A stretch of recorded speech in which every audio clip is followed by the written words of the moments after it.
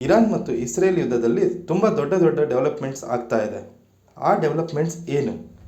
Israel ಇರಾನ್ನ ರಾಜಧಾನಿಯ ಮೇಲೆ ಸಂಪೂರ್ಣ ಹಿಡಿತ ಸಾಧಿಸಿದೆಯೇ? ಹಾಗೆ ಹಿಡಿತ ಸಾಧಿಸಿದ್ದೇ ಆದರೆ ಅದರ ಪರಿಣಾಮ ಏನು? ಈ ಮಧ್ಯೆ ಟ್ರಂಪ್ ಏಕೆ ಕೆನಡಾದಲ್ಲಿ ನಡೆಯುತ್ತಿರುವ G7 ಶೃಂಗಸಭೆ ಅರ್ಧಕ್ಕೆ ಮೊಟಕುಗೊಳಿಸಿದರು? ಟ್ರಂಪ್ ಟೆಹರಾನ್ ಜನತೆಗೆ ಟೆಹರಾನ್ ಬಿಟ್ಟು ಬೇರೆ ಸೇಫಾದ ಸ್ಥಳಗಳಿಗೆ ಹೊರಡಿ ಎಂದು ಯಾಕೆ ಹೇಳ್ತಾ ಇದ್ದಾರೆ? ಇದಕ್ಕೆಲ್ಲ ಇರಾನ್ ಪ್ರತಿಕ್ರಿಯೆ ಹೇಗಿದೆ? ಈ ಎಲ್ಲ ಪ್ರಶ್ನೆಗಳಿಗೆ ಈ ವಿಡಿಯೋದಲ್ಲಿ ಉತ್ತರ ಸಿಗಲಿದೆ. ಹಾಗಾಗಿ ಕೊನೆಯವರೆಗೆ ತಪ್ಪದೆ ನೋಡಿ. ವೀಕ್ಷಕರೇ, ಮೊದಲಿಗೆ ಇಸ್ರೇಲ್ ಹೇಗೆ ಇರಾನ್ ರಾಜಧಾನಿಯ ಮೇಲೆ ತನ್ನ ಹಿಡಿತ ಸಾಧಿಸಿಕೊಂಡಿದೆ ಅಂತ ಹೇಳ್ತೀನಿ ನೋಡಿ. ಇಸ್ರೇಲ್ ಕಳೆದ 2 ದಿನಗಳಿಂದ ಅನೇಕ ಭಾಗಗಳಲ್ಲಿ ಇನ್ಸ್ಟಾಲ್ ಆಗಿದ್ದ ಏರ್ ಡಿಫೆನ್ಸ್ ಸಿಸ್ಟಮ್ಗಳನ್ನ ಹೊಡೆದು ಉರುಳಿಸಿದೆ, ಧ್ವಂಸ ಮಾಡಿಬಿಟ್ಟಿದೆ. ಈಗ ಇರಾನ್ ಯಾವುದೇ ಥರದ ಪ್ರತಿರೋಧ ಒಡ್ಡೋಂಥ ಕಂಡೀಷನಲ್ಲಂತೂ ಇಲ್ಲವೇ ಇಲ್ಲ. ಈಗ ಇಸ್ರೇಲ್ ಟೆಹರಾನ್ ಸಿಟಿಯ ಯಾವುದೇ ಭಾಗಕ್ಕೂ ಕೂಡ ತನ್ನ ಏರ್ಕ್ರಾಫ್ಟ್ಗಳನ್ನ ನುಗ್ಗಿಸಿ ಹೊಡಿಬೋದು. ಇದನ್ನೇ ಏರ್ ಸುಪೀರಿಯಾರಿಟಿ ಅಂತ ಕರೆಯೋದು. ಮಿತ್ರರೇ, ಅಮೆರಿಕದ ಅಧ್ಯಕ್ಷ ಡೊನಾಲ್ಡ್ ಟ್ರಂಪ್ G7 ಶೃಂಗಸಭೆ ಅರ್ಧಕ್ಕೆ ಮೊಟಕುಗೊಳಿಸಿ ಟೆಹರಾನ್ನ ಜನಕ್ಕೆ ಆದಷ್ಟು ಬೇಗ ಸೇಫರ್ ಸ್ಥಳಗಳಿಗೆ ಸ್ಥಳಾಂತರ ಆಗಿ ಅಂತ ಕರೆ ಕೊಟ್ಟಿದ್ದಾರೆ.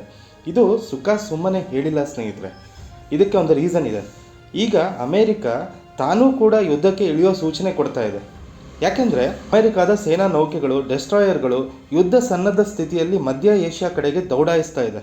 ಮತ್ತು ಅಮೆರಿಕದ ಮಾಧ್ಯಮಗಳು ಟ್ರಂಪ್ರನ್ನು ಮಧ್ಯಸ್ಥಿಕೆ ವಹಿಸ್ತೀರಾ ಅಂತ ಕೇಳಿದ್ದಕ್ಕೆ ಟ್ರಂಪ್ ಏನಂತ ಹೇಳಿದ್ದಾರೆ ಅಂದರೆ, ಸೀಸ್ ಫೈರ್ ಮಾಡಿಸಿದ್ರೆ ಏನೂ ಪ್ರಯೋಜನ ಇಲ್ಲ, ಇರಾನ್ ಜೊತೆ ಮಾತನಾಡಲು ಮೊದಲಷ್ಟು ಇಂಟ್ರೆಸ್ಟ್ ಇಲ್ಲ, ನಾನು ಮೊದಲೇ ಅವ್ರಿಗೆ ಹೇಳಿದ್ದೆ ನೀವು ಅಣ್ವಸ್ತ್ರವನ್ನು ಕೈಬಿಡಿ ಅಂತ, ಆದರೆ ಅವರು ಆ ಒಂದು ಟೇಬಲ್ ಮೇಲಿದ್ದಂತಹ ಡೀಲನ್ನು ಕೈಬಿಟ್ಟರು, ಹಾಗಾಗಿ ಅದರ ಪರಿಣಾಮ ಎದುರಿಸ್ತಾ ಇದ್ದಾರೆ ಅಂತ ಹೇಳಿದ್ದಾರೆ.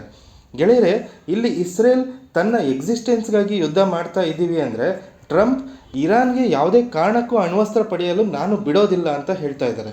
ಹಾಗಾಗಿ ವಾರ್ ಅನಲಿಸ್ಟ್ಗಳು ಏನು ಹೇಳ್ತಾ ಇದ್ದಾರೆ ಅಂದರೆ, ಇರಾನ್ ಅಣ್ವಸ್ತ್ರ ಯೋಜನೆಯನ್ನು ಕೈ ಬಿಡಲೇಬೇಕು, ಇಲ್ಲಾಂದರೆ ಯುದ್ಧ ನಿಲ್ಲೋದು ಡೌಟ್ ಅಂತ ಹೇಳ್ತಾ ಇದ್ದಾರೆ. ಈ ಮಧ್ಯೆ ಇರಾನ್ ತನ್ನ ಕಡೆಯಿಂದ ಅನೇಕ ಮಿಸೈಲ್ಗಳನ್ನ ಇಸ್ರೇಲ್ ಮೇಲೆ ಹಾಕ್ತಾನೇ ಇದೆ.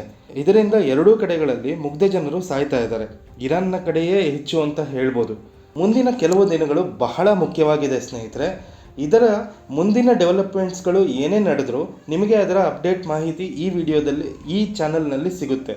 ಮಿತ್ರರೇ, ಈ ವಿಡಿಯೋ ನಿಮಗೆ ಇಷ್ಟ ಆಗಿದರೆ ಲೈಕ್, ಶೇರ್ ಮತ್ತು ಸಬ್ಸ್ಕ್ರೈಬ್ ಮಾಡಿ, ಕಮೆಂಟ್ ಮಾಡಿ, ನಿಮ್ಮ ಒಪಿನಿಯನ್ಗಳನ್ನು ತಿಳಿಸಿ.